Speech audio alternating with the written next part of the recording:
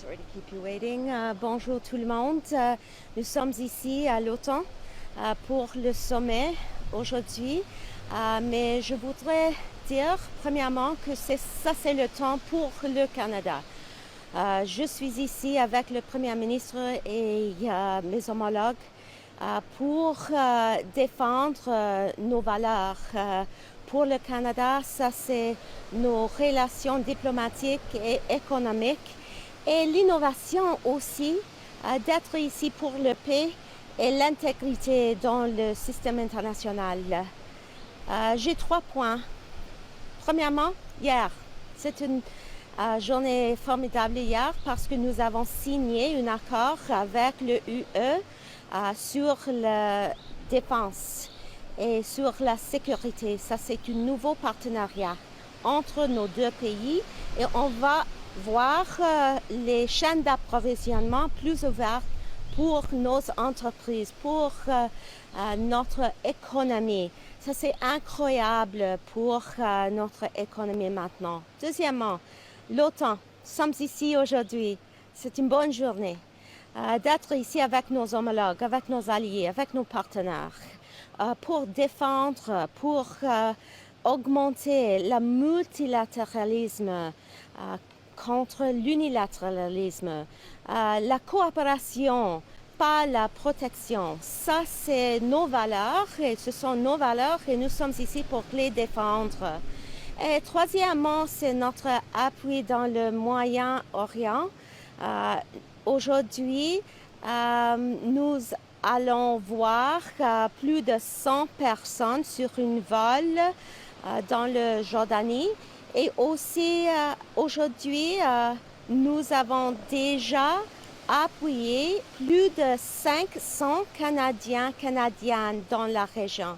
La chose la plus importante dans la région est la stabilité et la diplomatie. Et ce sont la raison pour laquelle nous sommes ici pour les avancer. Hi everybody, it's great to see you here today. We're here to stand up for Canada's diplomatic relationships and our economic interests, and I will be pushing those Canadian interests on the international stage. Of course, we will also be highlighting the many advantages of Canada on the world stage, our innovation, our economic fortitude, as well as our advocacy for peace and integrity in the global order.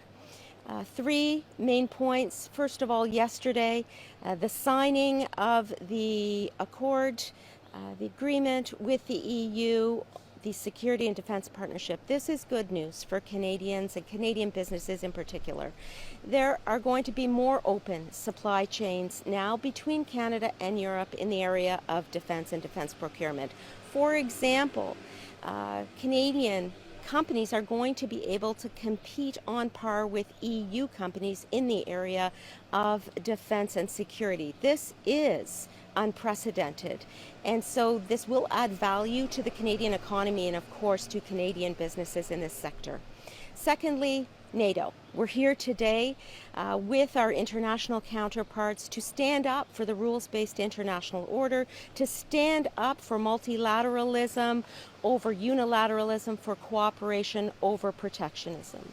And thirdly, our supports in the Middle East. As of today, we have helped over 500 Canadians in the region. We've deployed additional consular services throughout the region, and we are going to be seeing over 100 people on a flight that leaves from Jordan this evening. We have been helping international partners as well. Some of the individuals that we've been helping have been registered Canadians with our ROCA system. Others are showing up at the border. They're also receiving help. That's why we have that number of 500, because that's numbers over and above the ROCA numbers. So let me just say in conclusion, there is much activity, dare I say volatility, on the international stage, but Canada is here and we are doing what we do best, standing up for our interests and helping as many people, including Canadians, at all turns. Thank you. Minister, could you tell us whether or not, with some fidelity as to whether or not Canada accepts the notion of going to 5% of GDP? So if you look back at Canada's history at this summit and as a founding member of NATO, we have always been consistent with our allies and with supporting what is on the table at NATO. The question really is the timeline. What is the timeline that we would utilize to get to a heightened percentage? We took the bold step of reaching 2% within a year. That is going to be a big lift for Canada.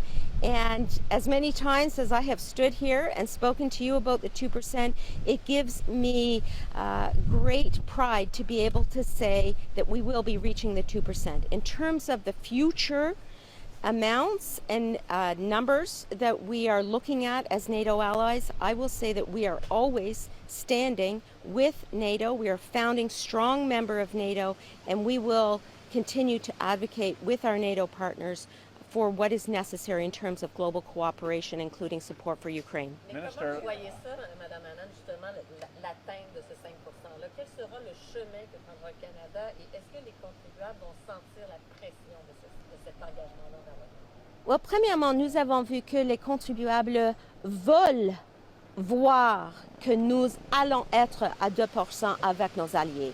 Donc, ça, ce n'est pas seulement une question de contribuables, mais ça, c'est une chose la plus importante parce que ce sont l'argent de contribuables. Mais l'autre chose est que fait nos alliés? Quelles sont leurs approches ici? Et j'ai parlé avec mes homologues souvent. Et nous sommes d'accord que c'est important de bouger ensemble, de continuer d'être ensemble sur l'étage international. Donc, nous sommes ici pour cette conversation. On va voir les leaders du monde de l'OTAN, y compris notre Premier ministre, qui vont avoir la conversation. Quel va être le chemin vers une haute chiffre? Mais ça, c'est la question. Et aussi, deuxièmement, c'est l'échéancier. Quel va être l'échéancier? Est-ce qu'il y aura une revue en 2019? Ça, c'est la question maintenant, mais c'est le début de la conférence. Peut-être nous pouvons avoir une autre conversation après ça pour adresser quels sont les chiffres maintenant et quel est le chemin pour le Canada, pour notre pays. Nous savons que nous avons l'Arctique. On va protéger l'Arctique avec les Autochtones. On va protéger la sécurité, la défense de notre pays. Et la chose la plus importante là est la population canadienne. Qu'est-ce qu'ils veulent? Qu'est-ce qu'ils ont besoin?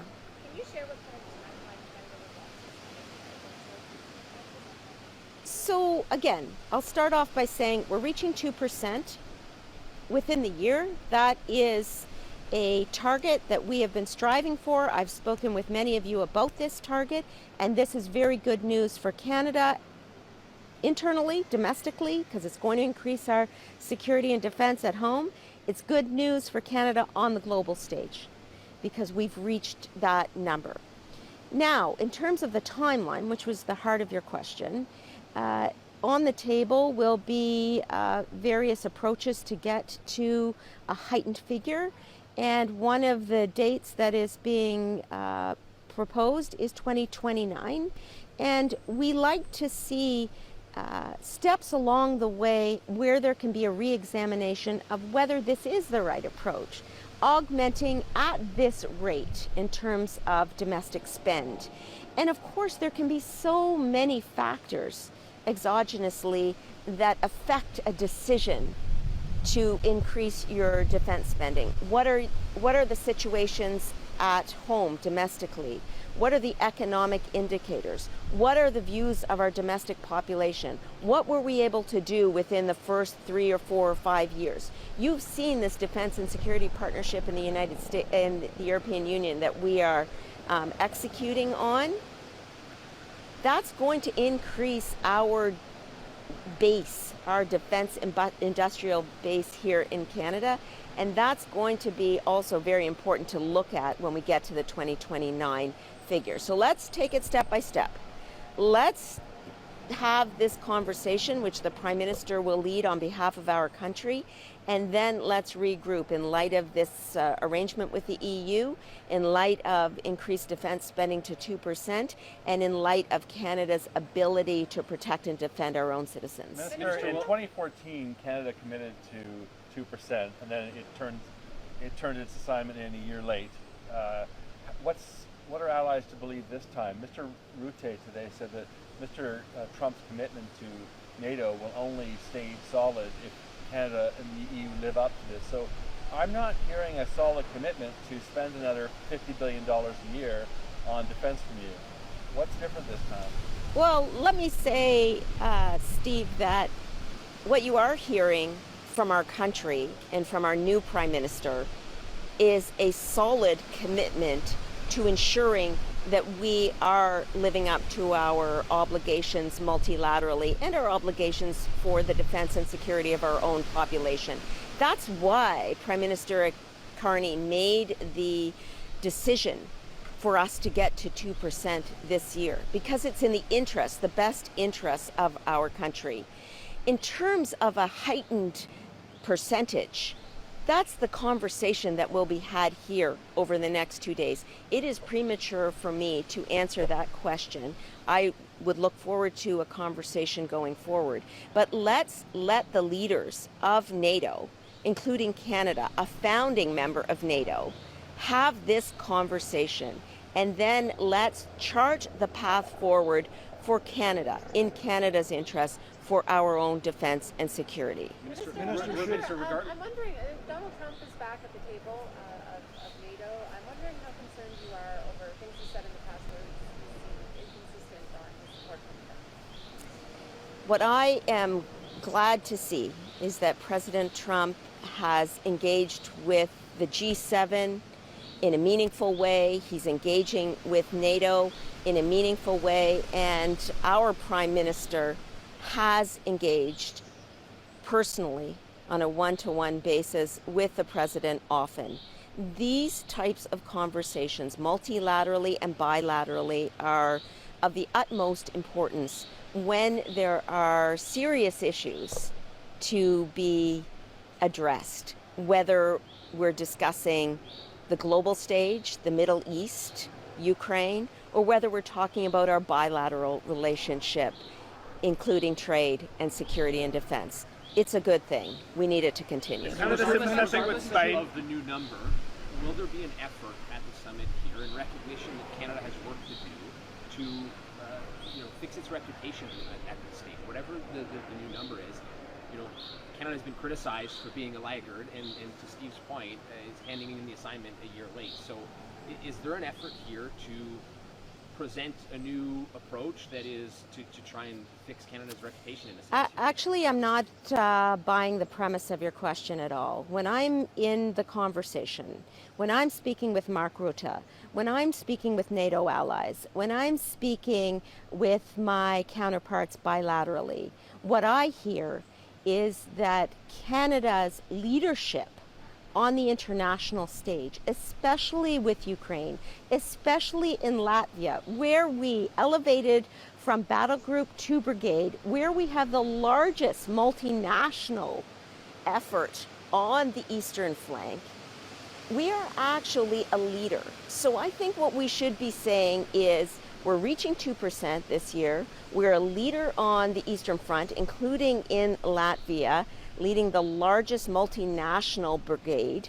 And we are making sure that we are at the table as a founding member of NATO, making sure that we're representing Canada's interests for multilateralism over unilateralism. Never has that been more important than it is right now, and Canada is here ensuring that that work gets done. Spain and Slovakia are saying that they don't want to meet the conventional 3.55% target. They have other priorities domestically. there are other pressures on Canada's budget as well. Is Canada sympathetic with the position of Spain and Slovakia, or is it more on the side of trying to persuade them to meet the Allies' target? Well, the question rightly points out to economic stress in domestic economies, including Canada's. Housing, affordability, the cost of groceries. Those are the preeminent issues domestically that we as a government need to take on board and will continue to do so. So we are, all countries, including Canada, balancing our obligations on the international stage, including here at NATO on the one hand, and our obligations for the citizens of our countries. And Canadians elected Mark Carney and this government because we committed to ensure that we'll address those issues at home, to build more housing as soon as possible, to ensure we're alleviating the cost of groceries and the cost of living with a middle class tax cut. Those were promises Mark Carney made on the campaign. And so that's exactly the balance that we are striking and will continue to strike. Erwin Kotler is warning about the possibility of terrorist supercells in Canada, Iranian terror cells. He's warning that the possibility Iran may have activated these in Canada as a threat to Canada. What efforts is Ottawa taking to protect the Canadian people from the possibility of Iranian terrorism, given Mr. Kotler's remarks? Well, in addition to Mr. Kotler's remarks, we are very concerned about foreign interference, including the types that were highlighted by him. And we're very concerned about the Iranian regime, generally speaking. That's why we declared it a terrorist entity. That's why we have not had diplomatic relationships with Iran since 2013. We will continue to take any possibility of foreign interference extremely seriously, and that is underscored by the work that we will advocate for here at NATO, as well as the work that we were doing at the G7. Minister, should Ukraine be at the table with the leaders? En français, je m'excuse, mes amis. Qu'est-ce que vous pensez de la place réservée à Volodymyr Zelensky dans ce sommet? Il était l'invité spécial l'an passé. Il ne sera pas autour de la table cette année. Qu'est-ce que ça dit sur l'engagement à l'Ukraine? Premièrement, je voudrais mentionner que le Canada est proche avec l'Ukraine et nous continuons d'être ça, comme ça, toujours. J'étais ici à l'OTAN, à cet sommet, quand le président Zelensky était ici aussi. Mais je sais qu'il va être ici ce soir. Et ce soir aussi, moi, avec mes homologues et moi, vont avoir une conversation sur l'Ukraine. Comment est-ce que nous pouvons continuer d'être là pour l'Ukraine et pour l'ordre international fondé sur les règles. Donc, ce n'est pas le cas que l'Ukraine n'est pas à table parce que le président va être ici et nous allons avoir une conversation pour soutenir l'Ukraine. Et aussi, il va être une autre conférence pendant le deuxième semaine de juillet en Italie où les alliés vont être encore pour continuer la conversation, les décisions pour aider l'Ukraine dans le court et le long terme. Donc, il y aura des possibilités pour plusieurs conversations, mais le président va être ici ce soir, je pense, et nos homologues vont avoir cette conversation. Bien, merci beaucoup. Thank you, Minister. Thank you.